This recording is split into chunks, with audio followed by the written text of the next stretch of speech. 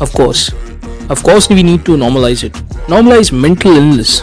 Because if you don't, not just you will be labeled as incel misogynistic, but your workplace will also show you the door.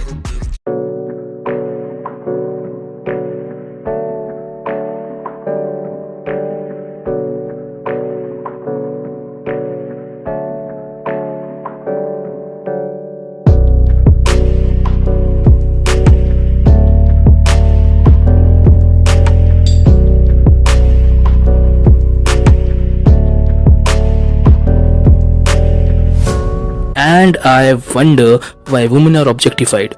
There seems to be no reason to do so. You just seem very misogynistic, realistically. What is misogyny?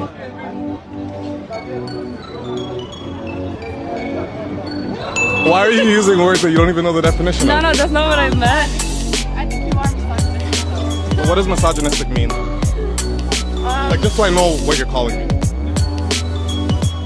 Okay, so the reason I said it is just, again, based on the I mean, she said in the beginning, he seems like a man, and every man is misogynistic according to her girl group, no matter what it means.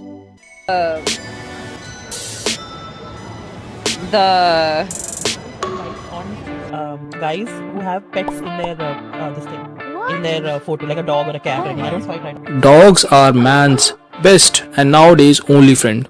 See, literally perks of having a dog. Life is just not easy for the woman when she hits a certain age. We're talking about women who've kind of had this high life and then they've stopped getting offers because maybe now she's hit like 38, 40. And then it's almost like they've kind of gone into this dark hole now. It's so toxic, it's like horrible. Well, here's the thing. Most men don't feel sorry for those women, and I'll tell you why. The reason men don't feel sorry for them is because the experience that she begins to go through when she's older is the experience 90% of men go through every single day. The guy who works at the post office, the guy who helped you pack your bag, the guy who delivered your Amazon parcel, the guy in your class, the guy that you worked with, most guys are invisible. It is only the high value guys that catches women's attention, the guy who's tall, attractive, in shape, successful. So when women who have had that taste of the high life, have been that desirable, gotten all the attention, everything, they then get to a point where now they're being treated how most guys are treated. Guys don't feel sorry for them. A lot of guys feel that if you wanted to have a partner, have a family, and settle down, you get to that point in life and you haven't done that, it's because you fucked up, because you definitely had an abundance of opportunity to do that. So it's very difficult for a lot of guys to have sympathy, because for a lot of guys it's like,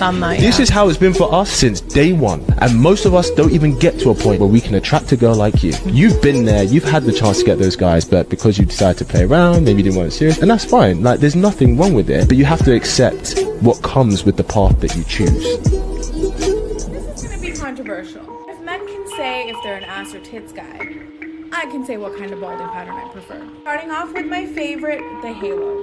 I like this because there's nothing different in the front. So it doesn't matter what's happening in the back because no one can tell. We still look cute in our Instagram pictures for at least like 2 years. My second favorite is the airport runway. Most aesthetic way to bald. Like, nobody can tell till they can tell, and it still looks good as you're balding.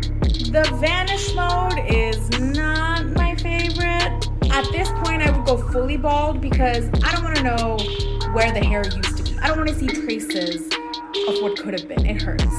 This I cannot do unless you are very, very, very, very wealthy. For me to have sex with a comb over, you need to have legacy money. Like, you need family wealth, private jets.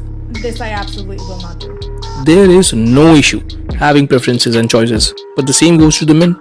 Are you their choice by any chance? And not just for bang bang?